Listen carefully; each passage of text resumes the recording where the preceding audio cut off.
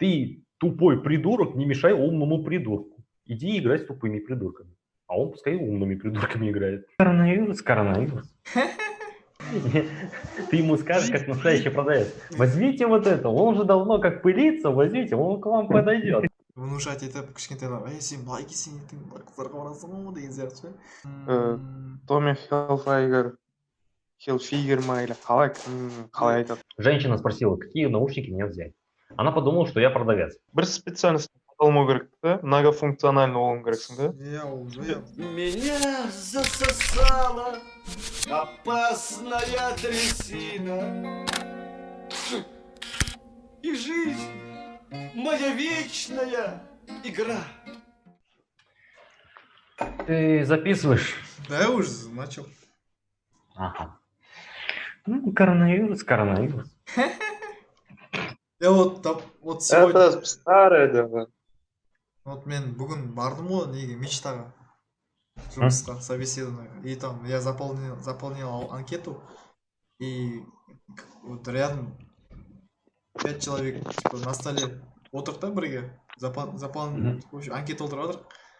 И бәрі кірісіп кеткен ғой, интернеттен қарап, жаңағы логический сұрақтарды жауап беріп. Я такой сижу. Я по идее өйтіп не рассчитывал, типа, на сау раз көрме, я не рассчитывал. Там пройду собеседование, стажировку пройду деген сияқты. И сижу, заполняю анкету, и потом бірінші бала өтті собеседование. И он номер жазып алды, и второй мен келдім, вам дать документы дедім, да. Как вас зовут, добрый день, анау-мынау. И қайда тұрасың, қай жақтықсың сұрады. Пропискаң қаяқта деп сұрап отыр. И кем работающий айтып жатыр да, мен вот работаю, 1,5 года работал в официанте, а вы в Хилтоне в официантом. До этого кем работал? Фотографом в Кроншеттере Гэп был, тогда там работал. Қатып па не? Да, ты немножко зависаешь. Серьезно, сейчас подожди. A few minutes later.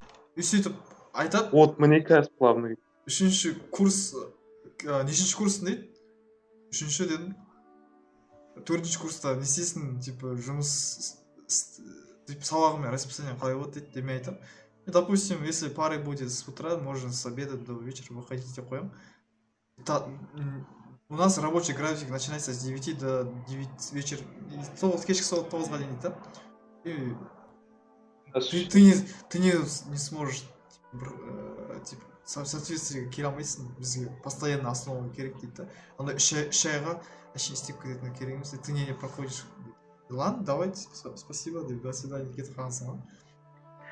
Ну смотри, ну да, как бы им невыгодно из-за того, что вот, из-за этого их можно понять, в принципе. Ну и они могут взять такого убогого продавца, который ты мог бы сам себе продать намного лучше, чем он. То есть он тебе будет втирать дичь, чем ты самому себе.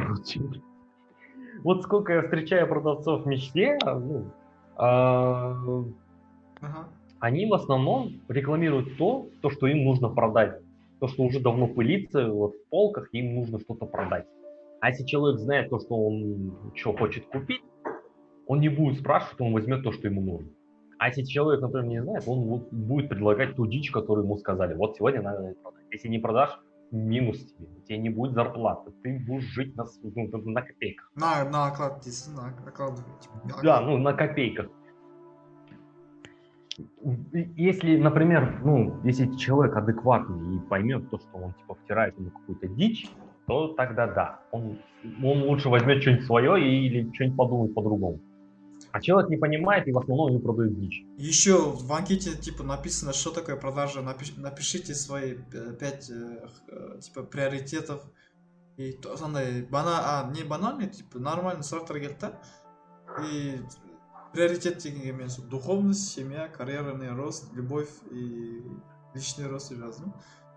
В общем, өзіме керек. И оказывается, типа анкета 3 бет. Еще логический сұрақтар бар, оның ішінде, прикинь, математика, типа, логический сұрақ по математике. И мен толтырған жоқ, оның соңғысын.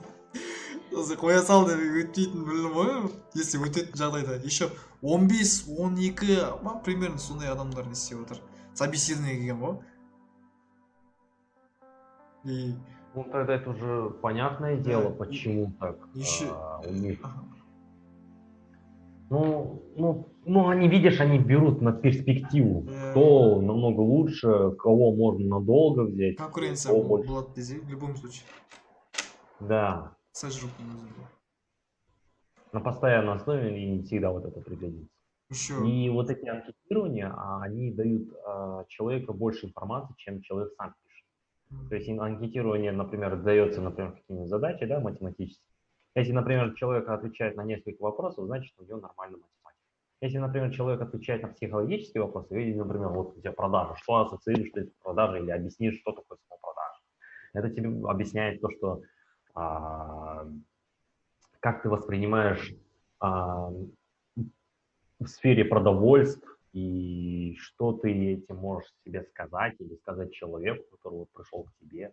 Ну, так я понимаю. А так, анкетирование, да, это хорошая вещь, по идее, при заполнении людей. допустим, Не знаю, как. вот я работал в официантом 1,5 года, да, и прикинь, там написано, что такое продажа. Я написал, типа, это продажа, это внушение, типа, внушать это керек деген сияқты орысша келтіріп жаздым ғой. То есть сфера обслуживания мен, типа, продажа бұл вообще екі бөлек екен. Я думал, типа, зачем, забей дей салмын, типа, өзім ана продавец сказал, лучше сфера обслуживания келдім ба. То есть, там, допустим, я же работаю, да, и соған өсу керек деп ойлаймын, да. Менің ойымша. Братан, просто осындай кезде да? Ау? Бір специальность алмау керек та, многофункциональный болуың керексің да. Иә, ол Сфера обслуживания бар ма сенде? Вот, сен тағы да басқа нелерде де сфераларды қарастыруың керексің. Мысалы, сфера продаж, сфера маркетинга, сөйтіп кете беру керексің да, өз-өзің дамытуың керексің да, многофункциональный. Өзіңе опыт болады, навык болады ол дейді. Ну вот не знаю, я вот всегда хотел бы быть продавец-консультантом, но вот почему-то мне вот не уходит это дело. Я вот один раз с Ернуром, когда ходил, я зашел с ним в Минису. Так, просто посмотреть туда-сюда. Хотел посмотреть эти баночки для водички. И как-то раз смотрел наушники, ну, в какой-то момент, и мне подошла одна женщина. Женщина спросила, какие наушники мне взять. Она подумала, что я продавец. Но я сразу ей сказал, я не продавец, но могу вам объяснить. То, что чем лучше цена, тем лучше его качество. То есть цена-качество. Она сразу так посмотрела на меня, ага, да, объясняйте дальше.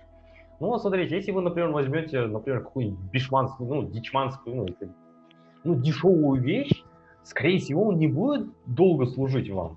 Ну, если вы еще будете нормально эксплуатировать его. А если, например, возьмете какую-нибудь за хорошую цену, например, где-то за 3, за 5, например, то, конечно же, его качество, например, его в плане физическом, да и, например, звука будет намного лучше. Да и может его прослушать где-то, может, года 2, может, даже больше.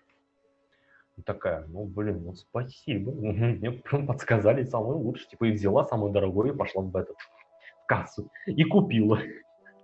Я такой, было бы классно, если бы я был продавцом. Но вот почему-то мне не идет это. То есть мне нету такого вот шанса быть продавцом. Почему-то не знаю.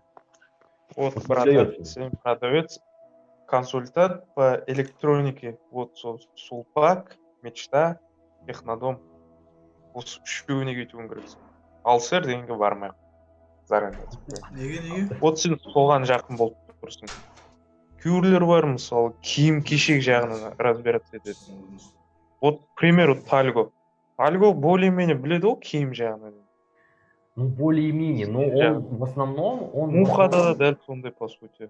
Тоже киім жағынан разбираться етеді. Бізден қарағанда. Қандай? Да, по идее. Бізге тупо киімді барып, жинап кетіп, орындарымыз ровно тап-таза болып тұрса болды. Типа... Сол жарайды. допустим, киім киген кезде сендер стиль келе ма келмей ма деген. Да, вот тебе больше стилизация идет. Иә. То есть Еще ты өздері сұрайды ғой. хорошо Мысалы, сен выбираешь. байқайтын шығарсың енді. Киім қарап отқанда. Ну, там біреуден сұрай алмай тұр, өзінің танысы жоқ, либо өзі келе жатыр да. Сенен сұрайды ғой, мынау қалай болып тұрады, нормально ма сен? Ты такой ему Сізге скажешь, осындай нет, не варианттар надо. предлагать етеді. Ты ему скажешь, как настоящий продавец, возьмите вот это, он уже давно как пылится, возьмите, он к вам подойдет. Анау қаншадарда кеп тастагенде же кішкентай балалар келіп сұрап жатыр ғой, не кисем болады анау мынау деп. И ол кезде мен скатта істеп жаттым ғой, сосын старший шақырды, типа көмегің керек болып жатыр деп. Сөйтіп кірісіп кеткен соң ғой, внушать етіп кішкентайларға, сен былай кисең ертең қыздарға барасың ғой деген сияқты ше. Некоторые вот эти администраторы, они не хотят, чтобы некоторые вот продавцы вот так вот уходили. А ты вот берешь и забираешь их работу. И, скорее всего, он тебе сказал, вон там у тебя работа, иди работай на своей работе, не мешай другим. Это как в Китае, например. Ты тупой придурок, не мешай умному придурку. Иди играй с тупыми придурками. А он пускай умными придурками играет. Так и в рабочей сфере. Всегда так. Вот сколько ни смотри, да, ты если будешь себя проявлять, а будут такие критики, которые вот скажут, но это ты не работаешь вот здесь, чтобы ты так мог указывать человеку, что ему брать, что ему не брать. Например, у Талгата есть такой пример. Он хоть и не работал в Белом ветре, он работал там просто вот этот раздатчик листовочек, вот этих, я не знаю, как это называется. Он работал там, хотел вот забрать листочки, и вот человек спрашивает, какой ему ноутбук взять. Он, короче, присоединился к разговору, он ему объяснил вот так, если вы, например, хотите поиграть, возьмите вот это, если вы хотите работать, возьмите вот это. И продавец, короче, ему говорит, как бы ты не работаешь в Белом ветре, так что дай мне мою работу сделать и не мешать мне, короче. И это всегда так будет. И, скорее всего, Мухиддин, у тебя тоже такая же ситуация была, когда ты в складе работал. То есть, когда ты типа, хотел продать, но тебе не дали продать. Не дали потенциал. Походу бар ғой, былай муха саған бар ғой, братан. Андай кішігірім нелерден қарау керек, мысалы. Бутиктер, кішігірім бутиктерден қарау керек та. Мысалы, все тот же US Polo,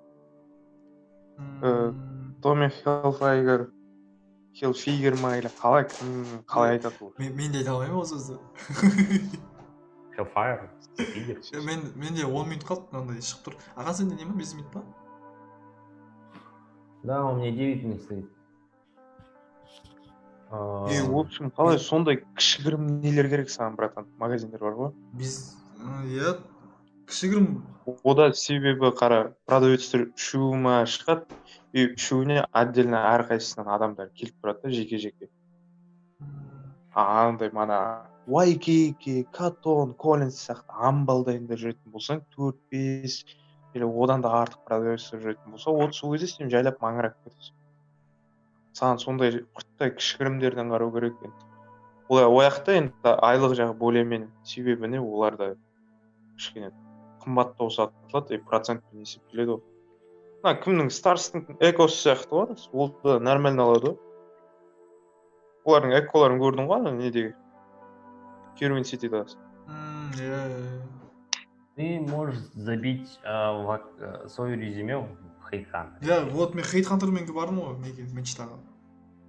Он сделает. Понятно. В OLX поищи что-нибудь, может там найдешь. В OLX нет, Ахан. Там одни ебанутые вещи. Ну да, в принципе, да. Мен де, уақытын істейміз, қайтадан сатайын ба? Ну сейчас давай 6 минут, то есть 8 минут сейчас закончится. Бірден ба? Или тебе надо заново переписывать это все? Не, тұра береді, запись экран. Сосын мен монтажбен қиып саламын ба? Ну ладно. Ну тогда давай заканчивать, чтобы Братан, нужный в момент. общем, Жиги, я сваливаю. Аман шықты. Мегабайт жоқ просто. Неше кересің? Мен азанға дейін отырмын, братан. Азанға дейін отырмын. братан жақсы шығарып салу керек, ұйықтамау керек, короче. 5-те болу керек, 5-те шығып кету керек, 5:30. Смело КС па, да?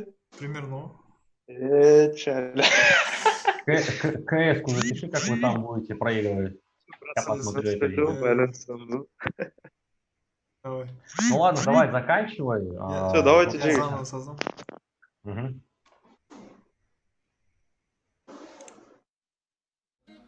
Меня засосала опасная трясина.